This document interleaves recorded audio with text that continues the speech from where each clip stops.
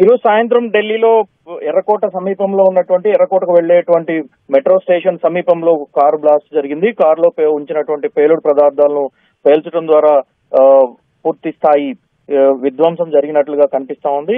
7 fire టెండర్లు ఇప్పటికే అక్కడికి చేరుకున్నాయి.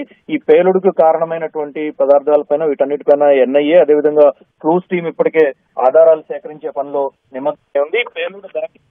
పేలుడు సంభవించడంతో చుట్టుపక్కల ఉన్నటువంటి అన్ని కార్లు అదేవిధంగా అక్కడ ఉన్నటువంటి అన్ని వాహనాలు వాటితో పాటుగా భవనాలు కూడా దెబ్బతిన్నట్లుగానే ఇప్పటి వరకు కనిపిస్తున్నటువంటి పరిస్థితి. ఈ రోజు సాయంత్రం 5:30-6 గంటల సమయంలో ఈ పేలుడు జరిగినట్లుగా వెల్లడిస్తున్నారు. కొద్దిసేపు దీనికి సంబంధించి ఇప్పటికే ఢిల్లీ ఫైర్ సర్వీస్ కి అదేవిధంగా ఢిల్లీ ఎమర్జెన్సీ సర్వీసెస్ కి రెండింటికి కూడా ఒకేసారి ఫోన్లు వచ్చినట్లుగా ఢిల్లీ పోలీస్ వర్గాలు వెల్లడించాయి. ఈ పేలుడు కూడా పూర్తి స్థాయిలో సంభవించినటువంటి కారులో ఉంచినటువంటి పేలుడు పదార్థాలను దూరం నుంచి ఉపయోగించినటువంటి అనేక పదార్థాలు వాటితో పాటుగా రిమోట్ కంట్రోల్ ద్వారా ఆపరేట్ చేశారా లేదు కారులో కూర్చొని వాటిని బ్లాస్ట్ చేయడం జరిగింది అనేటువంటి విషయాలన్నిటిపైన పూర్తి స్థాయి దర్యాప్తు కొనసాగుతోంది.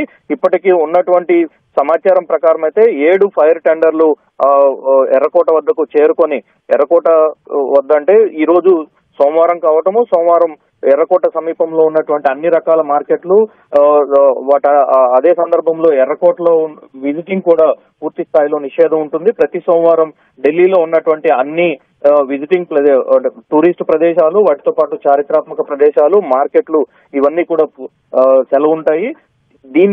ఈ కారణంగా కొంత తీవ్రత కొంత తగ్గినట్లుగానే కనిపిస్తోంది. సాధారణంగా అయితే సాయంత్రం 6 గంటల తర్వాత ఢిల్లీ ఎర్రకోట ప్రదేశం అంతా పూర్తి ట్రాఫిక్ తో నిండిపోయి ఉంటుంది. దాంతో పాటు మార్కెట్ నుంచి వచ్చేటువంటి వారికి మార్కెట్ లోకి వెళ్లేటువంటి వారికి పూర్తి సందర్శకులతో నిండి ఉంటుంది. వీటితో పాటుగానే సాయంత్రం సమయంలో ఎర్రకోటలో ఉండేటువంటి లైటింగ్ షో కూడా కొంత సందర్శకులు టూరిస్టులు వీరంతా వెళ్ళడానికి ఆస్కారం ఉంటుంది. ఇందుకు తగిన ప్రత్యేకమైనటువంటి ఏర్పాట్లు ఉంటాయి. అయితే ఈ రోజు సోమవారం కావడంతో కొంత ఆ తీవ్రత తగ్గినట్లుగా కనిపిస్తా ఉంది.